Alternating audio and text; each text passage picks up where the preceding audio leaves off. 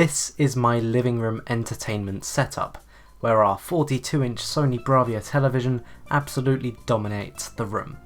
But a problem we've dealt with for a while now is that there's no way to comfortably play full PC games, as there is very little room to put a tower in our TV stand. But that all changes today. This is the Lenovo Thinkcentre M75q, a tiny little machine packing plenty of computing horsepower, with a full AMD Ryzen 5 CPU with built-in Vega 11 graphics and 8GB of blazingly fast DDR4 memory.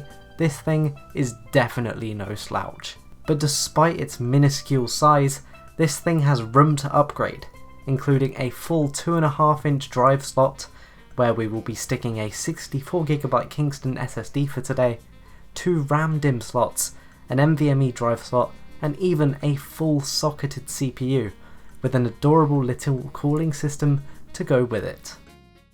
But the big kicker for this thing is with the price. For the specs I have here, it's going to set you back a whopping £600 directly from Lenovo's website. But the reason I'm now in possession of this machine is because of an eBay listing, which had a job lot of these units for sale for just £200 a piece. For reference, that price could get you a Ryzen 5 CPU and one 4GB stick of RAM, if you're lucky. Going used may be able to get you that and a motherboard, but keep in mind here that you're getting everything included, all in an elegant small case along with a power supply, a machine that's ready to be set up straight out of the box.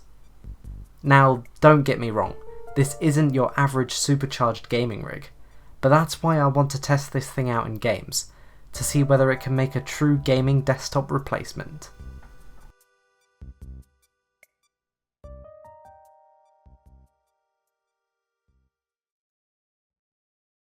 Starting off with BeamNG Drive running at 720p medium settings, we pulled off an average of 27 FPS, with 1% lows of 21 and 0.1% lows of 11. Unfortunately, pushing it to 1080p was just a bit too much for the machine, but the experience was smooth enough to enjoy at these settings. CSGO looked excellent at the 1080p high preset, pulling off an average of 41 FPS. The only times we really experienced slowdown was when there were heavy smoke effects, hence our percent low averages. But overall, if this is your game of choice, then this machine will pull it off perfectly.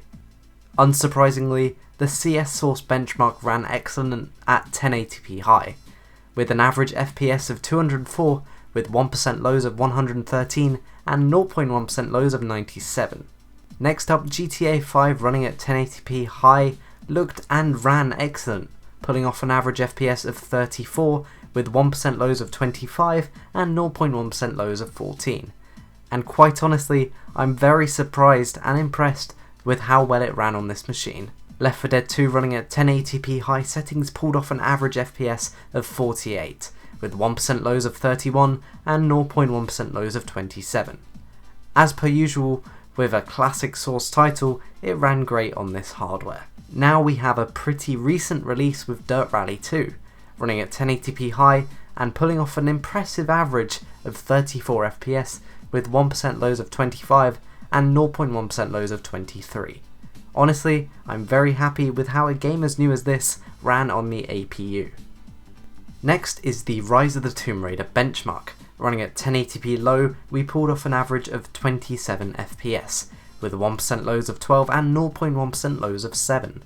Overall, while the general experience was pretty good, there was some areas where the system would lag, which did bring our average down a touch, but other than that I'd say that Tomb Raider ran fine.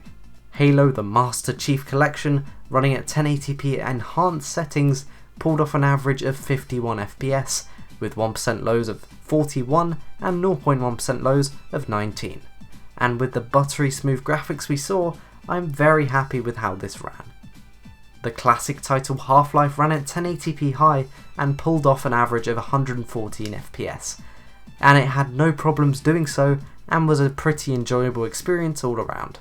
The 2016 release of Doom, running at 1080p medium, pulled off an average of 43 FPS, with 1% lows of 11 and 0.1% lows of 4. Unfortunately though, we had to run it in the OpenGL renderer, as Vulkan didn't seem too happy running on the APU, but other than that, the game was very enjoyable all around. And to finish us off, Minecraft. Running at 1080p fancy settings, we pulled off an average FPS of 59 with 1% lows of 30 and 0.1% lows of 17, and as expected for a CPU dependent game, ran with no issues on the Ryzen 5.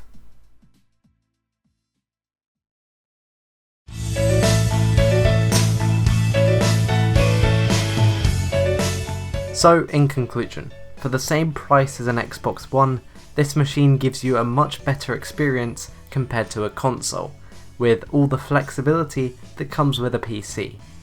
I'm impressed at both Lenovo and AMD for pushing small form factor machines to the extreme. Being able to fit a full Ryzen 5 CPU along with integrated Vega graphics and all the upgradability of a standard PC is outstanding to me. All I have to say now is thank you all very much for joining me once again. I hope you enjoyed the video, and I'll see you in the next one.